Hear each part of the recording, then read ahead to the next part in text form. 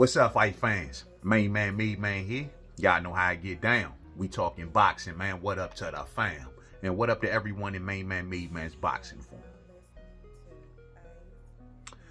Hey, look, man. So the thing is this.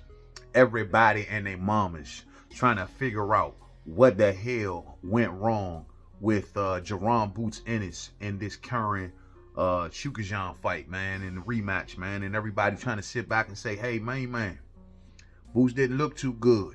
I'm not even going to tell y'all how many messages that I've got said, man, keep this dude Boots away from Bud Crawford. I'm not even going to get into that, fight fans. Goodness gracious, you know what I'm saying? But I tell you one thing, man. Listen, first off, I went back and watched the fight now, caught it again, and I got to tell you, man, Jaron Boots Ennis clearly has a bit of an issue here. And no, I heard Jaron Ennis after the fight where he tried to say, oh, it had something to do with the weight and maybe, you know, his power wasn't there. See, just to hear that answer right there already tells me he not even paying attention to the main thing.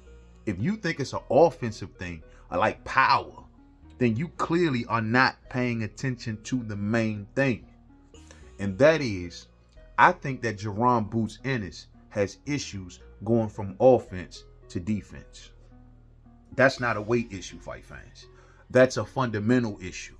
See, Jaron Ennis, if you look at his fights, he's always looking to impose. He's always high-powered offense, you know what I mean? Looking to put, get them punches through, put himself in harm's way a lot. But however, when it comes to slipping and dipping, I've now seen Jaron Ennis touched by quite a few opponents. We seen David Avanesian land some good shots on him. We saw Karen Chukhadzhian in the first fight land some decent shots on him, even though he was moving and being mobile. Of course, Karen touched him up pretty good in this particular fight. I mean, listen, man, I think that Jaron Ennis has a issue going from offense to defense. And what I think more so is his issue is he's imposing so much.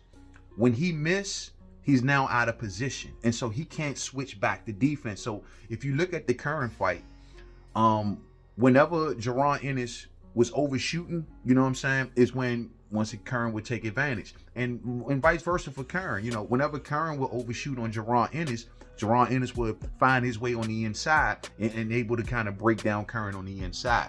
However, with Jaron Ennis, you can't depend on that kind of luxury against other fighters. They may not overshoot nearly as much and leaving you on the inside to take advantage there. You know what I'm saying?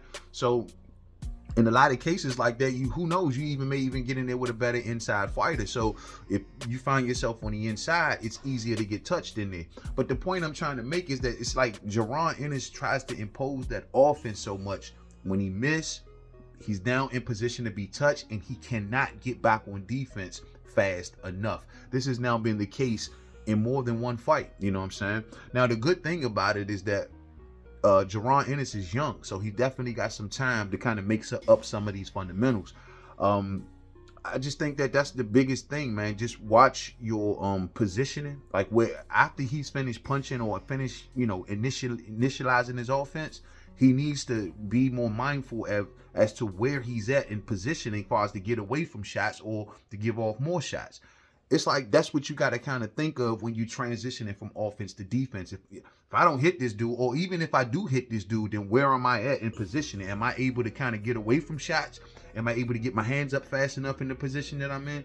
You know, those things kind of matter. And those are the things to me where Jaron Ennis is kind of lacking at. His offense is solid. You know what I mean? He's good on the outside. He's good on the inside. He's good at mid-range. Switch hitter, right? Offense is definitely solid. His issue is going from offense to defense. And see, against a dude, say, like a Bud Crawford, a dynamic counter puncher, you know what I'm saying? That will be his undoing. Because if he can't get back on defense fast enough to stop counter shots from coming in or get out of range for those counter shots, then that's going to be a problem. My deal is if Jaron Ennis is having issues catching punches up top, then use your legs, bro. Use your legs to get yourself back out of range, man. You don't always got to kind of be in that pocket. You know what I'm saying, with a lot of cats, man. Now, maybe Jaron Ennis always felt as though, because I always thought that he was the biggest guy at 147.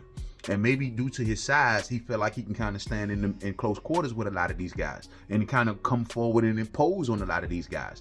That won't be the case at 154, where he will not be the biggest fighter up there, fight fans. And so when he goes up to 154, and you know, offensively, what he does at 47 is solid. But who's to say that his offense is even going to be that much dynamic at 54? Then he may have to lean more on his defensive ability. So it would be smart for Jaron Ennis to get a more balanced approach with offense and defense before he gets up in there with bigger punches. You know what I'm saying? Now, I'm not saying this and saying I don't want to see Boots go up to 154. Of course I do. But if he's going to make that trip up to 54, the number one thing he needs to be working on is defense, fight fans. Defense. And see, this is the reason why when we got younger fighters coming up, how everyone, you know, oh, he can beat Bud, oh, he can beat Earl, oh, he can beat this guy. Nobody don't want to fight Boots. He's the boogeyman.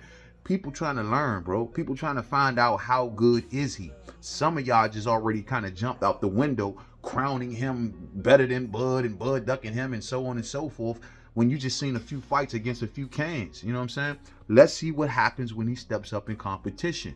Now, Karen is not on the elite level. Karen could just be a bad style matchup for him. Could be. We will see. But once again, the more consistent thing for Boots in several fights at this point is his ability to go from offense to defense. It's either not fast enough, it's not sharp enough, it's not tight enough. And I think he needs to work on that more than anything before he goes to 154. You know what I'm saying? So we'll see how this all goes, man. As for next for Jaron Ennis, once again, I just would like to see him go to 154. I see fighters like Blair Cobbs are kind of coming around now, and I know Conor Bennett's calling his name. I'm not big on the Blair Cobbs fight. I like the fact that Eddie Hearn kind of dismissed that, to be honest with you. The Blair Cobbs fight is so 2 years ago, in my opinion. Where Jaron Boots Ennis is at is in his career, nothing, Blair Cobbs can't do absolutely nothing for him. Now, I tell you one thing, though. Before I see Jaron Ennis fight another no-name, then I'll take the Blair Cobbs fight. But nah, man, I mean, I think there's bigger fish to fry for him at 154. He's about to walk into his prime years. So listen, man, it's time to turn up the heat. Now, keep in mind, everybody, there's also some talks about Virgil Ortiz for Jaron Boots Ennis, man. We know that there's some talks about a 5 versus 5 for Eddie Hearn versus Oscar De La Hoya, and Turkey Al Sheikh may or may not put that all together. But if this happens, we're talking about Jaron Boots Ennis versus a Virgil Ortiz. So let's take Virgil Ortiz, for example. If Jaron Ennis does not go from offense to defense fast enough against a fighter like Virgil Ortiz, that will be a problem, bro. A problem, because Virgil is a big puncher, and he's a really, really good finisher. And on top of that, he's a dynamic body puncher. So if Jaron Ennis is not getting back on defense fast enough against a Virgil Ortiz, that would be a problem, bro. Like I said a little bit earlier, bro, I would like to see Boots use his legs more, I guess, defensively, as opposed to sometimes where he kind of stands there trying to catch punches, because that just doesn't work. I literally watched Karen land about 4 straight unanswered shots on Jaron Ennis. So that's letting me know when it comes to defense, his head movement and so on and so forth, it's not working. It's not crackerjack enough, you know what I'm saying? And he's not getting himself in a better position to get out of the way of those shots. So use your legs a little bit more if that's what it takes. Maybe work on that head movement and upper body movement a bit more. He definitely got something. It's just not elite, I guess you might want to say. And it's getting him touched a little too much. And I think about what I saw versus Karen, and if I see that versus Virgil, it can get ugly, fight fans. It can get real ugly. So working on that offense, going from offense to defense against, you know, and preparing for bigger fighters is key, man. Key. This is what it's all about, fight fans. We can't keep doing the protection thing, the prospect contender thing forever. He has a belt. He has a belt, and he's saying out of his own mouth he needs to go up in weight because he feels as though 47 is zapping his power. Make sure that 47 ain't zapping your defense, homie. Real spill. So y'all let me know, man. I'm on target with this or not, man. Do y'all think that Jaron Ennis has an issue going from offense to defense? No one's gonna complain about his offense. He has an A-level offense. The question is, what level defense?